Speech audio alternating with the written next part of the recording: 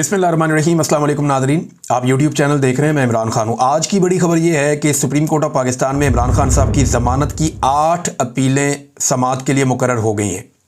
ये जो 8 अपीलें समाअत के लिए मुकर्रर हुई हैं ना, ये चीफ़ जस्टिस याह्या अफरीदी सुनेंगे, पाकिस्तान सुप्रीम कोर्ट के चीफ़ जस्टिस, और उनके साथ एक और मुअज़्ज़िज़ जज जस्टिस मोहम्मद शफ़ी सिद्दीकी साहब। ये 2 रुकनी बेंच ये इमरान खान साहब की अपीलें सुनेगा। ये केस बड़ा इंटरेस्टिंग है और ये केस है 9 मई के हवाले से, और ये सलमान सफदर साहब इमरान खान साहब के वकील हैं। उन्होंने ये case supreme court of Pakistan में दायर किया हुआ है। इसमें ज़रा समझें, 9 मई को हुआ ये था कि इमरान खान साहब को गैर कानूनी तौर पे इस्लामाबाद हाई कोर्ट के अहाते से, जो पुरानी वाली बिल्डिंग थी, वहाँ से शीशे तोड़ के, दरवाजे तोड़ के रेंजर्स ने गिरफ्तार कर लिया था। उसके बाद रद्द-ए-अमल के तौर पर शहरी निकले पूरे पाकिस्तान में और मुख्तलिफ कंटोनमेंट्स के इलाकों की तरफ गए, और फिर जो मंजर हमने देखे, बल्कि देखे ही नहीं, आज तक सीसीटीवी फुटेज ही नहीं मिली। और कई लोग ये कहते हैं कि हम जब पहुंचे तो पहले ही तबाही हो चुकी थी। बड़े हैरत अंगेज़ तौर पे सिक्योरिटी वहाँ से गायब हो जाती है। बड़े हैरत अंगेज़ तौर पे वहाँ पे जो रास्ते में है कोई रोकता नहीं है, कोई रुकावट नहीं डाली जाती, कोई पकड़ने नहीं आता, और फिर वहाँ पर तोड़ फोड़ हो जाती है। उसके बाद 9 मई के नाम के ऊपर पाकिस्तान तहरीक इंसाफ के ऊपर एक अज़ाब मुसल्लत कर दिया जाता है पाकिस्तान में, और इस पॉलिटिकल पार्टी के हज़ारों वर्करों को गिरफ्तार कर लिया जाता है। लीडरशिप सारी की सारी अंदर डाल दी जाती है। इमरान खान साहब को कुछ अरसे के बाद दोबारा गिरफ्तार कर लिया जाता है। लेकिन 9 मई को जब इमरान खान साहब गिरफ्तार हुए तो सुप्रीम कोर्ट ऑफ पाकिस्तान ने इमरान खान साहब को बुलवा लिया। इमरान खान साहब सुप्रीम कोर्ट ऑफ पाकिस्तान में आए तो उन्होंने इसको गलत करार दिया कि यह गलत हुआ, किसी जगह पे भी लॉ एंड ऑर्डर की सिचुएशन नहीं बननी चाहिए थी, बल्कि उन्होंने उसकी मजम्मत की। लेकिन साथ ही इमरान खान साहब ने कहा कि मैं तो गिरफ्तार था, मैं अंदर मौजूद था। अब एक आदमी अंदर था तो वो उस जुर्म के लिए कैसे जिम्मेदार हो सकता है। तो इसमें सुप्रीम कोर्ट ऑफ पाकिस्तान ने इमरान खान साहब की 9 मई की गिरफ्तारी को गलत करार दिया था, और यह कहा गया था इसके ऊपर इंक्वायरी की जाएगी। और जो हाई कोर्ट है इस्लामाबाद की, उन्होंने भी कहा था इसके ऊपर इंक्वायरी करेंगे। अब इंटरेस्टिंग बात यह है कि 9 मई के लगभग 2.25 साल के बाद यह केस वापस जा रहा है सुप्रीम कोर्ट ऑफ पाकिस्तान में। अब वही चीफ जस्टिस ऑफ पाकिस्तान है वो चेंज हो गए हैं। इसके बाद एक और चीफ जस्टिस आया, फिर एक और बंदयाल साहब थे, फिर कादी साहब आए, और अब याह्या अफरीदी साहब हैं। अब उनके सामने मामला जाएगा तो वकील पहले तो ये मामला उठाएगा, जनाब इमरान खान को 9 मई को गिरफ्तार किया गया हाई कोर्ट इस्लामाबाद के अहाते से, गैर कानूनी गिरफ्तारी थी, और सुप्रीम कोर्ट ने अपने ऑर्डर में कहा था कि यह गैर कानूनी गिरफ्तारी है, इनको रिहा किया जाए। तो पहले तो आप ये बताएं कि जनाब वो गैर कानूनी गिरफ्तारी के ऊपर अब तक क्या एक्शन हुआ। इस्लामाबाद हाई कोर्ट से भी पूछा जाएगा, जनाब आपने 2.25 साल में कौन सा इंसाफ फराहम किया कि जिन लोगों ने इमरान खान साहब को, साबिक वज़ीर-ए-आज़म को घसीट के गैर कानूनी तौर पे टॉर्चर करके गिरफ्तार किया, जिन मनाजर की वजह से पूरे पाकिस्तान में आग लगी, वो लोग जो रिस्पॉन्सिबल हैं वो कौन लोग हैं और ये किसने किया था।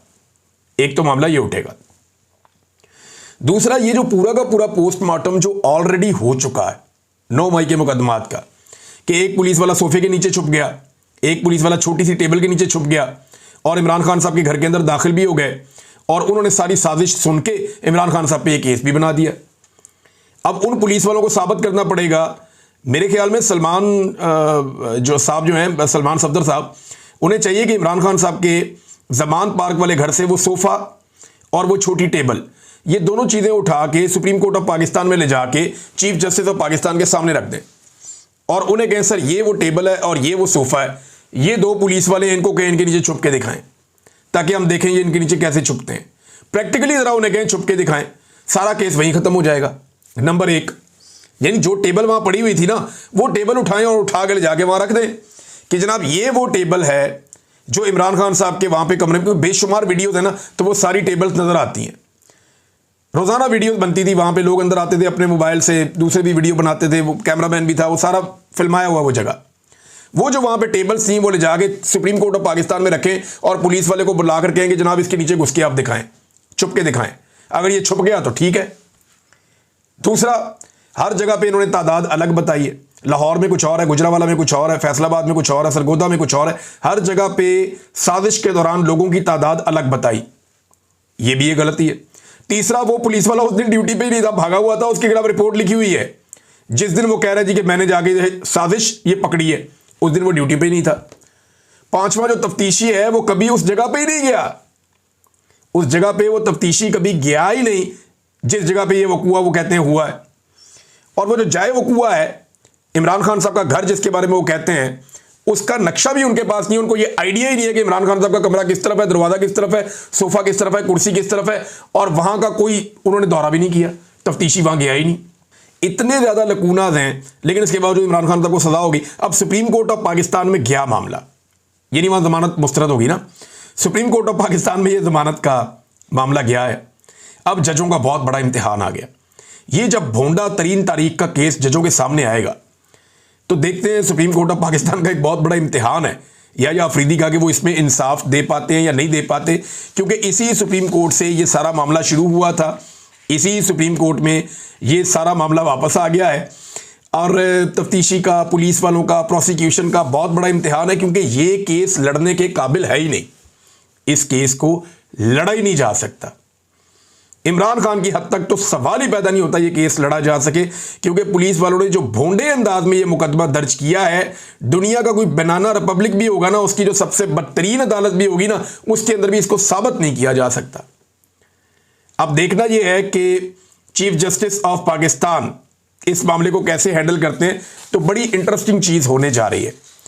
नंबर 2, वज़ीर आला खैबर पख्तूनख्वा के जो बड़े सख्त बयानात आए थे, उन पे हुकूमत का रद्द-ए-अमल आया। राणा सनाउल्लाह साहब ने कहा खैबर पख्तूनख्वा में वादिय तीरा के इंसिडेंट से पहले, जो वादिय तीरा के अंदर कत्लो गारत गिरी हुई है, बच्चों की शहादत के बाद लोग एहतजाज करने के लिए निकले, फिर उनके ऊपर स्ट्रेट फायर कर दिया सिक्योरिटी फोर्सेस ने बकौल पाकिस्तान तहरीक इंसाफ की गवर्नमेंट के, और जब उनके ऊपर स्ट्रेट फायर किया गया तो उसमें लोग शहीद हो गए और हालात बड़े ख़राब हो गए। अब लोगों ने जाके तालिबान से कहा बहुत बड़ी तादाद में कि आप ये इलाका छोड़ दें, हम फौज से कहेंगे वो भी इलाका छोड़ दे। तो क्या ये इलाका वाकई में जो वहाँ की आवाम है वो तालिबान से और फौज से खाली करवा सकती है? पाकिस्तान तहरीक इंसाफ ने भी बड़ा सख्त मौक़िफ़ ले लिया, उन्होंने कहा जी ठीक है, फौज 15 दिन के अंदर निकल जाए इन इलाकों से। लेकिन राणा सनाउल्लाह साहब कह रहे हैं कि वज़ीर आला खैबर पख्तूनख्वा के बयानात पे मत जाएं, इनके बयानात को बिल्कुल संजीदा मत लें, वो सियासी बयानिए के लिए बोलते हैं, सिर्फ जहां उनके ताउन की ज़रूरत होती है वो ताउन कर देते हैं हुकूमत के साथ। ये राणा सनाउल्लाह साहब ने दावा किया है। अब वज़ीर आला खैबर पख्तूनख्वा के ऊपर चंद सवालात खड़े हो रहे हैं। नंबर 1, अभी तक किसी एक भी ड्रोन हमले की FIR अली अमीन गंडापुर साहब नहीं कर सके। देखिए ना, अली अमीन गंडापुर साहब 5 घंटे ऊंची आवाज़ में तकरीर करते रहे या चिल्लाते रहे, उससे कोई फ़र्क नहीं पड़ता। सिर्फ एक छोटी सी FIR दर्ज कर दें ड्रोन हमले की, उससे फ़र्क पड़ता है। आप देखें ना, प्रैक्टिकली आप देखें जावेद हाशमी साहब ने क्या कहा था। जावेद हाशमी साहब ने कहा कि मुझे DG ISI ने कहा, या ISI के चीफ ने कहा कि हम आपको सीट पे कामयाब करवा देते हैं, आप इलेक्शन आपको जितवा देते हैं, आप हमें बुरा भला कहते रहा करें, लेकिन जब आप ज़रूरत पड़े हमें आपकी तो आप वोट हमें दे दिया करें या हमारा काम कर दिया करें, हमें जितना मर्जी बुरा भला करें, कोई फ़र्क नहीं पड़ता। तो अहमद वली खान क्या करते हैं, उन्हें सीट दिलवाई गई है ना, वो कितना बुरा भला कहते हैं फ़ौज को, लेकिन जब वोट की ज़रूरत पड़ती है तो वो फ़ौज के हक़ में वोट डाल देते हैं या एस्टेब्लिशमेंट के हक़ में वोट डाल देते हैं, जो भी उनको मिलिट्री एस्टेब्लिशमेंट कहती है वो वैसे कर देते हैं। तो अहमद वली खान साहब वाला फार्मूला बाकी जगह भी अप्लाई, क्या गंडापुर साहब पे ये फार्मूला अप्लाई नहीं होता? गंडापुर साहब जितना मर्जी ऊंचा बोलें, चिल्लाएं, 4 घंटे 3 घंटे बोलें, बहुत बोलते चले जाएं, लेकिन बोलने से फ़र्क नहीं पड़ता। प्रैक्टिकली वो एक FIR दर्ज करें अगर, तो उससे फ़र्क पड़ता है। अब तक के लिए इतनी, अपना ख्याल रखिएगा, अपने चैनल का भी। अल्लाह हाफ़िज़।